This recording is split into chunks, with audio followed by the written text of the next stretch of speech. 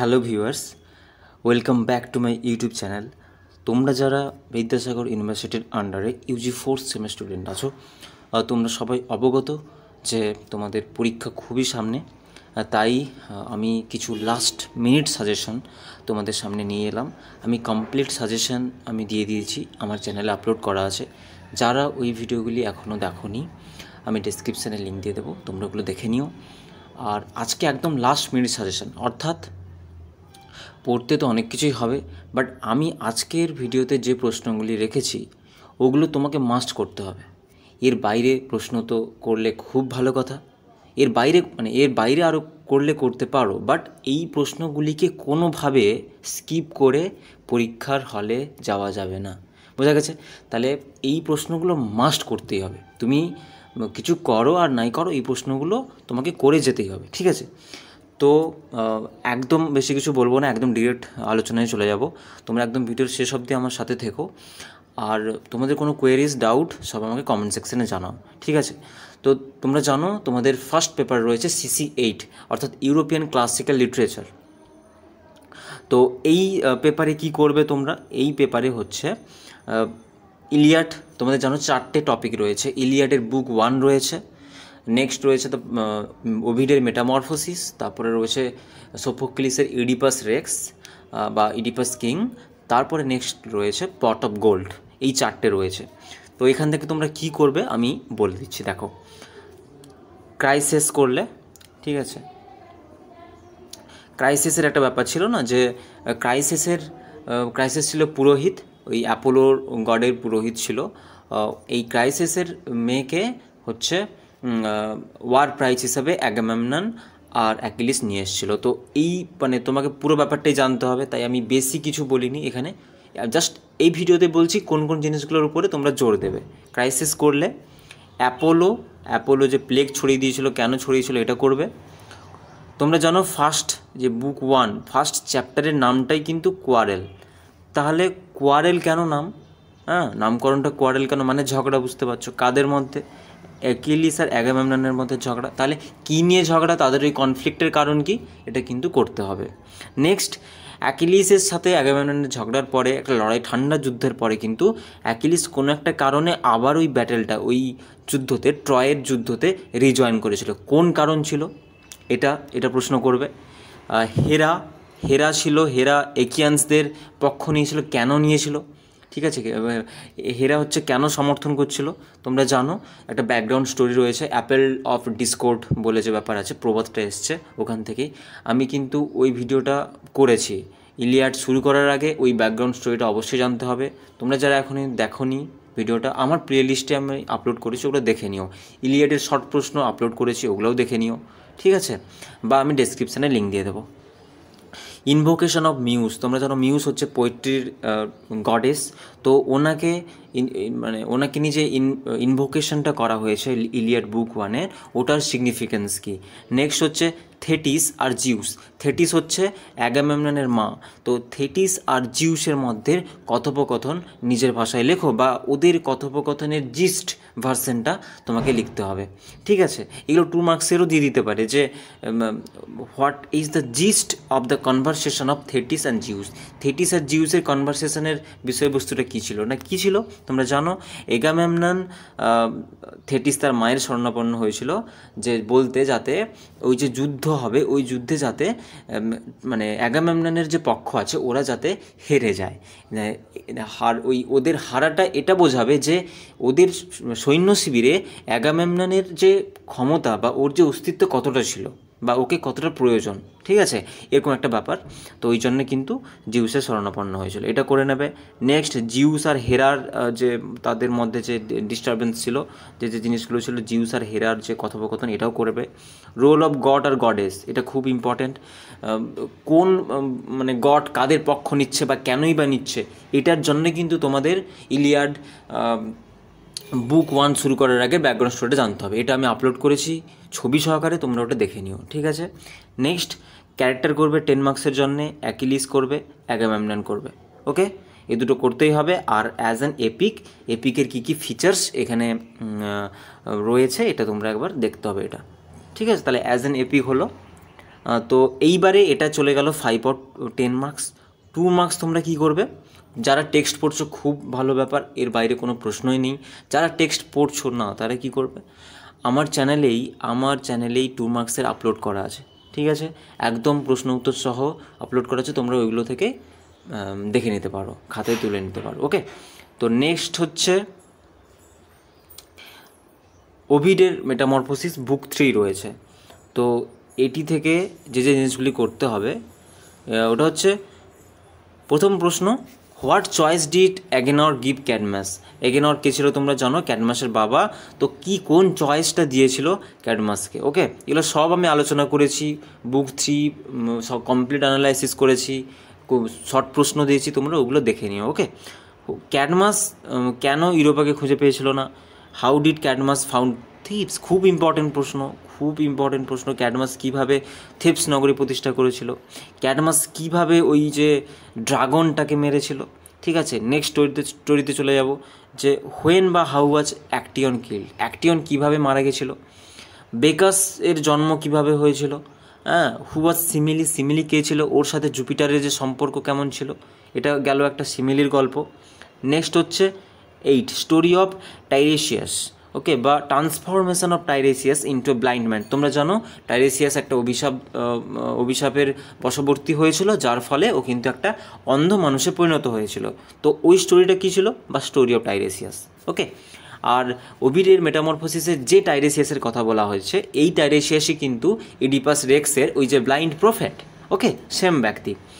Story of Narcissus, খুব important প্রশ্ন এটা, ঠিক আছে, খুব important. Story of Narcissus and Echo, এটা তোমরা 5 মার্কসের জন্য দেখে রাখতে পারো।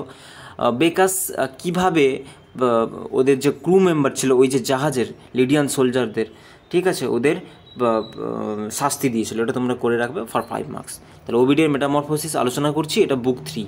ওকে, এরও 2 মার্কস আমি আপলোড করেছি, তোমরা দেখে নিতে পারো। নেক্সট হচ্ছে who oppose to worship of Bacchus, বেকাসের পুজো করতে কে বাধা দিয়েছিল, হোয়াট হ্যাপেন্স টু হিম, তার কী হয়েছিল শেষে। ঠিক আছে, মানে পুরো গল্পটাই তোমাকে পড়তে হবে। তারপর হচ্ছে পেনথিউস স্পিচ, মানে এই যে পেনথিউস তোমরা জানো, পেনথিউস হচ্ছে বেকাসের পুজো করতে চায়নি। Pentheus speech to the Theban society against worshipping Bacchus. তাহলে পেনথিউস যে বেকাসের পুজো করবে না, সে কি করেছিল, তার এই যে সোসাইটি থিপস নগরের অধিবাসীদের বলেছিল যে তোমরা পুজো করবে না বেকাসের। বেকাস একটা ওয়াইনের দেবতা, সে সবসময় হচ্ছে নারী, ওয়াইন এইসব নিয়েই থাকে। তো ও একটা জায়গার যদি ওকে আমরা দেবতা হিসেবে মানি, তাহলে আমরা কোন কালচারটাকে অ্যাডপ্ট করছি। ঠিক আছে, এটা একটা মানে ভালগারিটি সোসাইটিতে কাজ করছে, চলে আসছে। তাহলে সেই জন্যে কিন্তু পেনথিউস একটা স্পিচ দিয়েছিল থেবানের নগরীর অধিবাসীদের জন্যে। তো ওই জিনিসটার যে জিস্ট তোমাকে লিখতে হবে। ওকে, তারপরে বুক 3 কমপ্লিট হলো। বুক ফোর একটাই প্রশ্ন করতে হবে, লাভ এপিসোড কি আর ট্র্যাজিক এন্ডিং, দুটোই একই আনসার। পিরামিস অ্যান্ড থিসবের যে লাভ এপিসোড ছিল ওটা কেমন, বা ট্র্যাজিক যে এন্ডিং, ওরা দুজন মারা গেল, ওটা কীভাবে। আমি এটারও কমপ্লিট অ্যানালাইসিস করেছি with Bengali annotation and as well as I gave the detail summary with 2 marks. তো তোমরা ওগুলো চেক করতে পারো। ঠিক আছে, নেক্সট লং কোয়েশ্চেন ওভিডের মেটামরফোসিস থেকে, মানে কোনো বইকে নয়, মানে বুক 3 নয়, বুক 4 নয়, একদম ওভিডের মেটামরফোসিস থেকে কি প্রশ্ন দিতে পারে। থিমস অফ রিভেঞ্জ, কীভাবে এই যে রিভেঞ্জ থিমটা, এটা বুক 3-তে আছে। বুক 3-তে যে বেকাস রিভেঞ্জ নিচ্ছে, বুঝতেই পারছো, বেকাস রিভেঞ্জ নিচ্ছে। ওখানে হচ্ছে যখন টাইরেসিয়াসকে ব্লাইন্ড ম্যানে পরিণত করে দিল, ওখানে হেরা হচ্ছে একটা রিভেঞ্জ নিল, তাই না।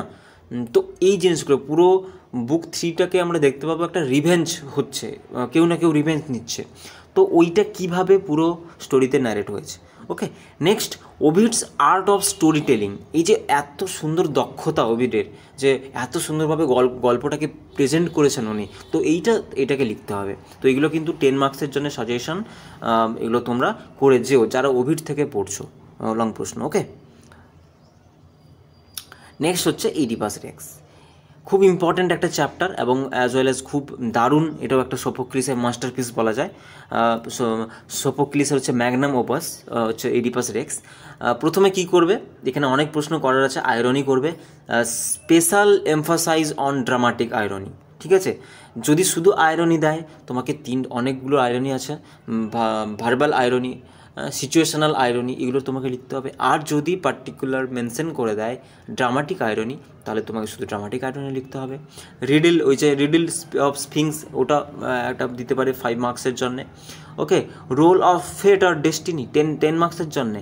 মেটাফোর অফ ব্লাইন্ডনেস বা ব্লাইন্ড মেটাফোর, কেন ব্লাইন্ড করে নিয়েছিল, নিজে অন্ধ হয়ে গেল কেন, এইভাবে ডিফারেন্ট টাইপের প্রশ্ন দিতে পারে। ঠিক আছে, বাট তোমার কিওয়ার্ডটা থাকবে ব্লাইন্ড, যেখানে থাকুক না কেন সেম আনসার হবে। রোল অফ কোরাস, কোরাসের রোল 10 মার্কস।